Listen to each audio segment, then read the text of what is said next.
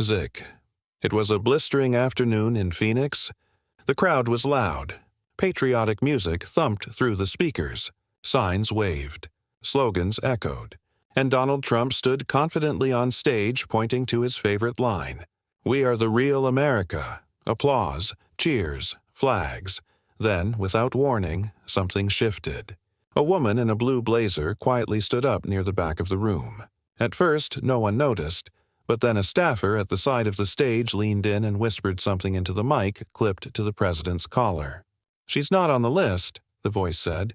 Trump looked out over the crowd, narrowed his eyes, and smiled not warmly but the kind of smirk you give when you smell a fight. "Oh, look," he said into the microphone. "A visitor from the other side of the aisle. Here to take notes, sweetheart." The audience laughed. A few phones came out, but the woman didn't laugh. She didn't even flinch. She took one step forward, then another. Calm, composed, no security badge, no name tag, just Jasmine Crockett. Congresswoman, lawyer, uninvited guest. Trump cocked his head. "Do you want to say something, darling? I'll give you 30 seconds. That's more than your party ever gave me." More laughter. Jasmine didn't reach for the mic. She didn't walk all the way to the stage. She simply turned toward the crowd and said clearly, "I didn't come to steal the spotlight. I came to ask a question."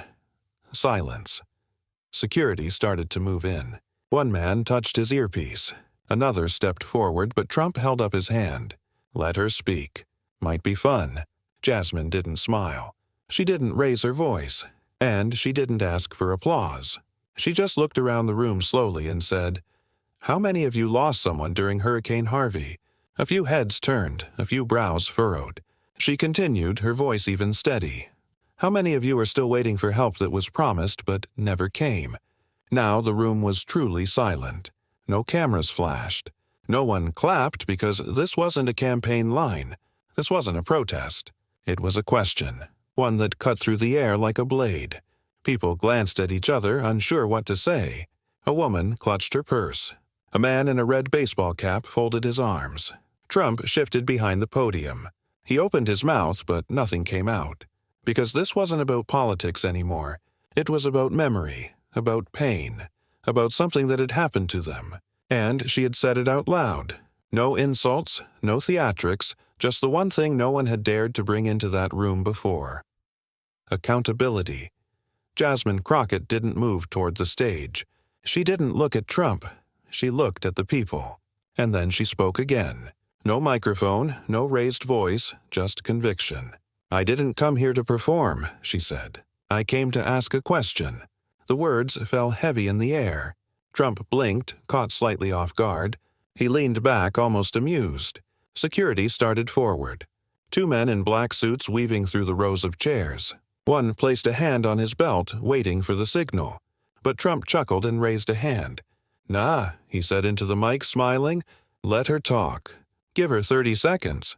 Let's have a little entertainment." The crowd tensed. Some laughed. Some didn't. A few phones were now recording, but Jasmine still didn't move. She stayed rooted, her feet firm like she belonged there, even if no one had invited her. "I'm not here for entertainment," she said. "I'm here because someone needs to ask what happened." Trump gave a shrug. The kind that says she's not a threat. But even from across the room, you could see something was changing. People weren't looking at him anymore.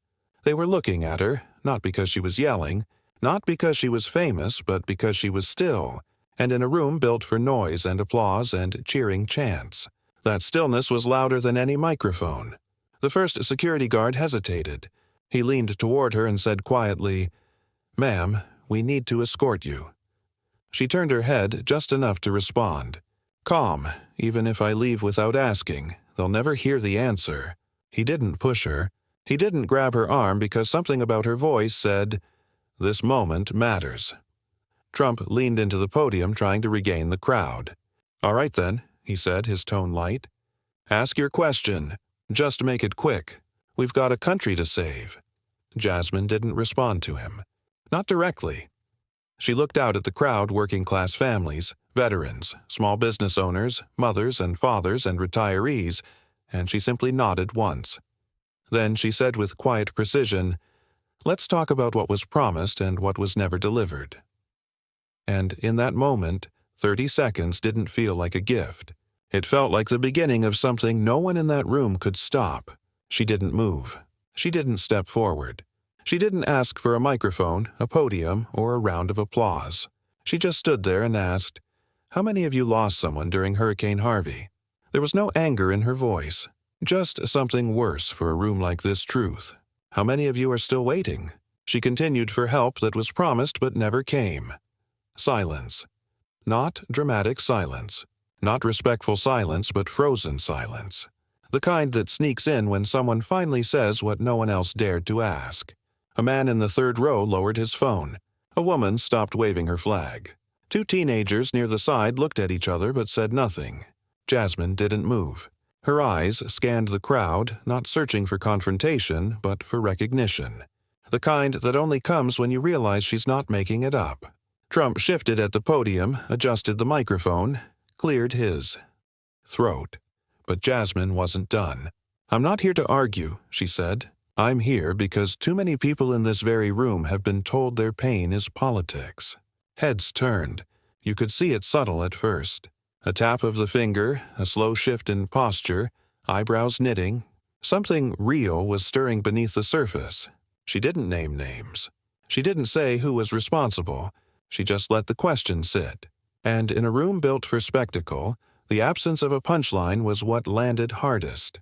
"I know this isn't where I'm supposed to be," Jasmine said, her voice now softer.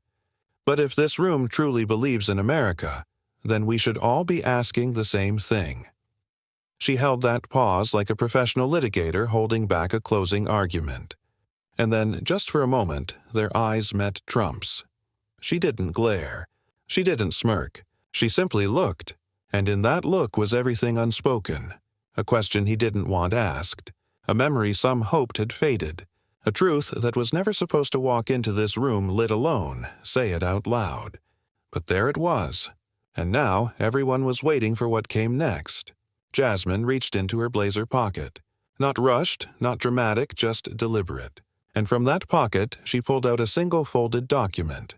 No folders, no logos, just a worn, creased piece of paperone that looked like it had been read and reread. She held it up not high, not for spectacle, just high enough for the front row to see.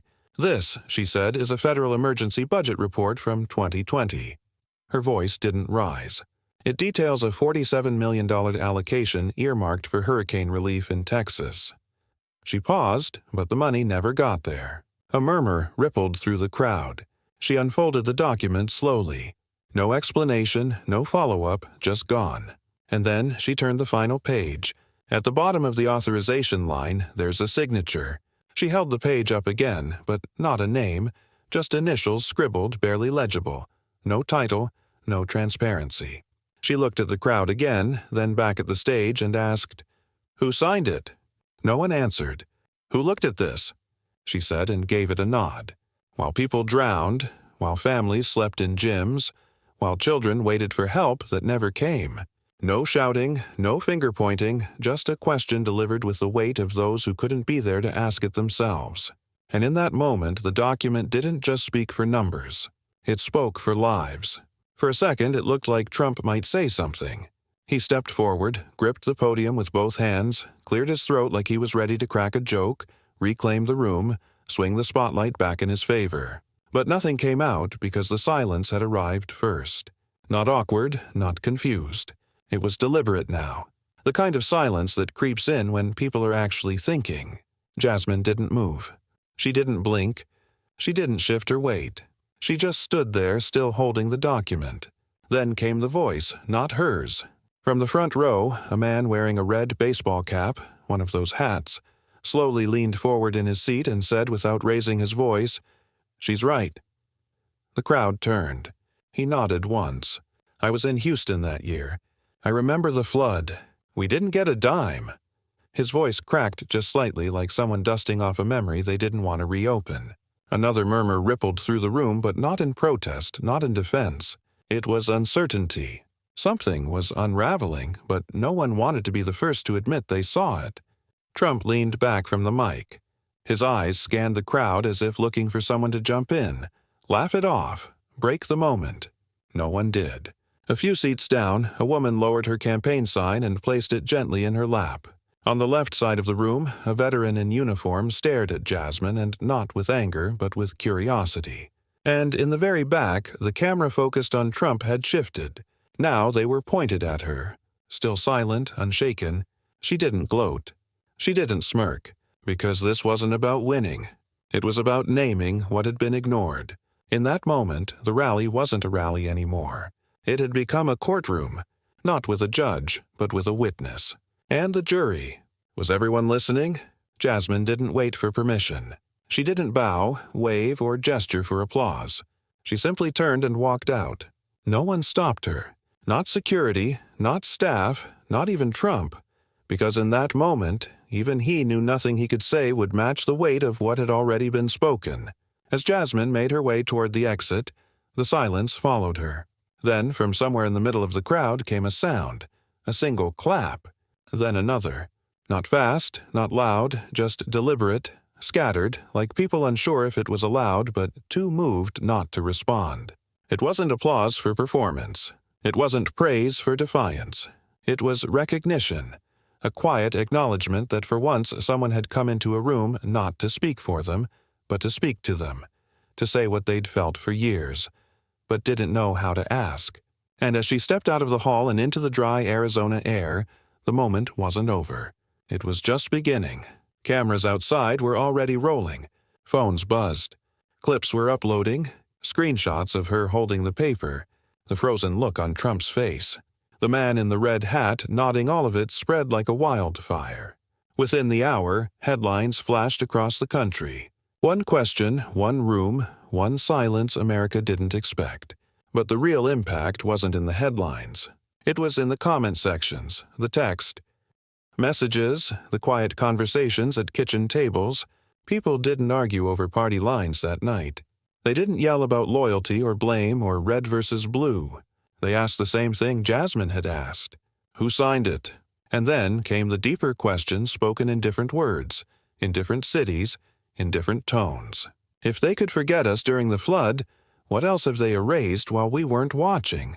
Because this wasn't just about 47 million. It wasn't even just about Hurricane Harvey. It was about all the moments that disappeared in the shadows of bureaucracy. All the pains swept under headlines, all the signatures that never had names. Jasmine hadn't brought outrage into that room. She'd brought something much more dangerous to systems built on silence, a mirror. And when she asked her question, she didn't ask it to score points. She asked it so that for once the forgotten could be seen not as victims, not as numbers, but as people whose stories were worth demanding answers for. When asked later by a reporter why she had gone to that rally uninvited, Jasmine simply replied, "I didn't want to speak. But I couldn't stay silent." That sentence became a banner, a poster. A whisper passed from one community meeting to another.